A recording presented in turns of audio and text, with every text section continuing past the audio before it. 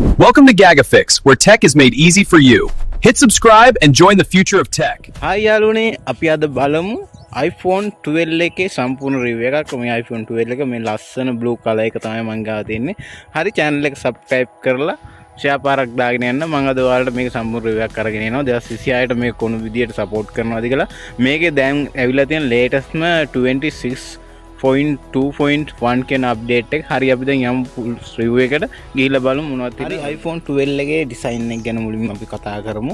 design එක ගත්තොත් මේක නිකන් boxy type එකක් තිබුණාට මේක හතර වටින් ඔක්කොම curve වෙලා තමයි තියෙන්නේ.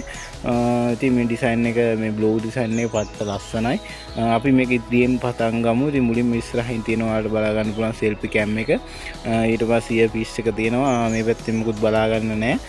ඊට පස්සේ වගේ වම් පැත්තට ගියන් පස්සේ අපිට බලා ගන්න පුළුවන් alert side එක වගේම volume broadcast දෙක tray එක තියෙනවා. ඉතින් මේ පැත්තෙන් ඔයාලට mic speaker දෙකක් බලා ගන්න පුළුවන් charging port එකත් එක මේක lightning port එකක් තමයි එන්නේ. ඊට පස්සේ මේ පැත්තෙන් අපිට බලා ගන්න පුළුවන් lock button එක power button එක. ඊට පස්සේ මෙතන උඩින් බලා ගන්න නැහැ කිසි දෙයක්. මේ පැත්තෙන් ගියන් පස්සේ අපිට කැමරා දෙකක් සහ flashlight එක බලා ගන්න පුළුවන්. ඒ වගේම logo එක තියෙනවා. iPhone 12 එකේ සම්පූර්ණ රිවිව් එකක් තමයි මම අද ඔයාලට අරගෙන එන්නේ. ඉතින් මේ මම ගාව තියෙන blue color එක. ඉතින් ගොඩක් famous මොකක්ද එකක් තමයි blue color එක කියන්නේ. මේක 5G support කරන phone එකක්. පොඩක් හුරු බුහුටි වුණාට මේ phone එක ගොඩක් හොඳයි. 4GB RAM එකක් එනවා. 2815ක් MHz battery එකක් එනවා. 12 megapixel camera එකක් තියෙනවා. ඊට පස්සේ 6.1 inches display එකක් තියෙනවා. මේක පොඩ්ඩක් size එකෙන් පොඩි.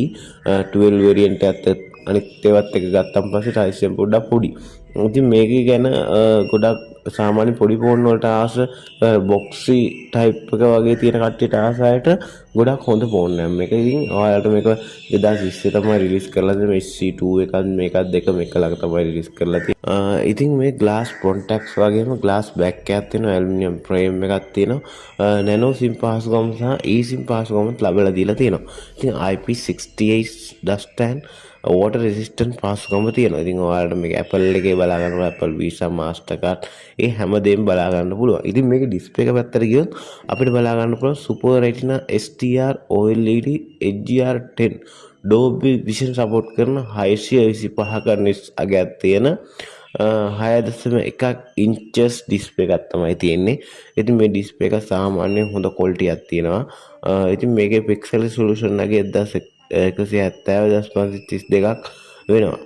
ඉතින් ඔයාලට මේක protect කරලා තියෙන ceramic shield glass වලින් තමයි protect කරලා තියෙන්නේ. ඉතින් මේක ඔයාලට මුලින්ම ආවේ iOS 14.1 වලින් දැන් iOS 26.3 වලට මාරු වෙලා තියෙනවා.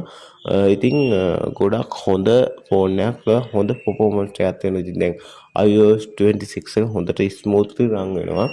Apple A14 Bionic chipset එක තමයි තියෙන 5 nanometer Apple ලගේම chipset එකක් තමයි මේකට දාලා තියෙන්නේ. Oxaco CPU එකක් තියෙනවා. Apple GPU එකක් තියෙනවා.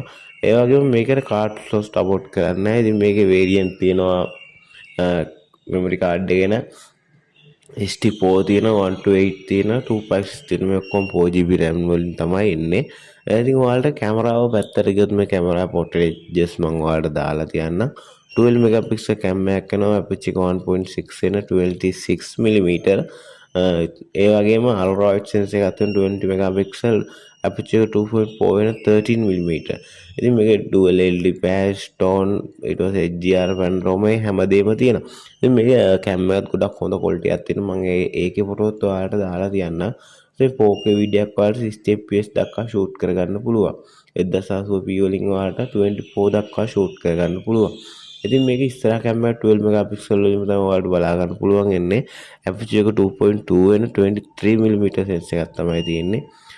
ඉතින් මේකත් ඔයාලට ඉස්සරහ කැමරා 4K වලින් shoot කරගන්න පුළුවන්.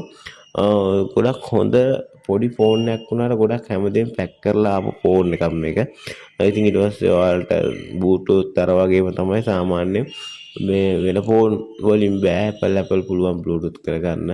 ඒ වගේම AirDrop ඒවා හැමදේම තියෙනවා. Face ID එක ගොඩක් හොඳ accurate විදිහට වැඩ කරනවා.